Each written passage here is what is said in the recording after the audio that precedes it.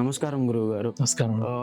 చాలా మంది వ్యూవర్స్ మమ్మల్ని అడుగుతున్నారు రథసప్తమి ఎలా జరుపుకోవాలి అని, ఏం చెయ్యాలి ఆ రోజు అనేది అడుగుతున్నారు. దాని గురించి కొంచెం మాకు ఎక్స్‌ప్లెయిన్ చేయగలుగుతారా? ఎలా చేయాలి అనేది? రథసప్తమి చాలా విశేషంగాము, శాస్త్రీయంగా జరుపుకున్నాం అనే దాన్ని మనం మాట్లాడుకుందాం. రథసప్తమి నాడు చేయాల్సినటువంటిది ముఖ్యమైనటువంటిది ఆ రోజు సూర్యనారాయణ ఆరాధన. ఎలా చేయాలి అంటే, సూర్యుడికి అర్కహ అని ఒక పేరుంది.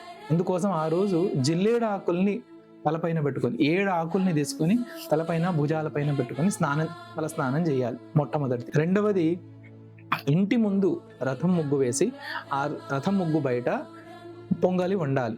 ఒకవేళ అలా అవకాశం లేని వాళ్ళు ఎక్కడైనా సరే వండి ఇంట్లో ముగ్గు దగ్గర తీసుకేదైనా చేసే వరకు ఎన్నిసార్లు అయితే అన్నిసార్లు కుటుంబంలో ఉన్న వాళ్ళందరూ నామస్మరణ చేస్తే వాళ్ళందరికీ సూర్యనారాయణ స్వామి యొక్క అనుగ్రహం సంపూర్ణంగా ఉంటుంది అని శాస్త్రంలో ఉన్న విషయాన్ని చెప్పాను. ఇది క్లుప్తంగా చేసుకోవడం, ఇంకా విశేషంగా చేసుకోనేటువంటివి విశేషంగా వాళ్ళ గురువుల్ని ఆచార్యులను అడిగి తెలుసుకొని చేసుకోవచ్చు. చాలా ధన్యవాదాలు గురువు గారు. నమస్కారం అండి.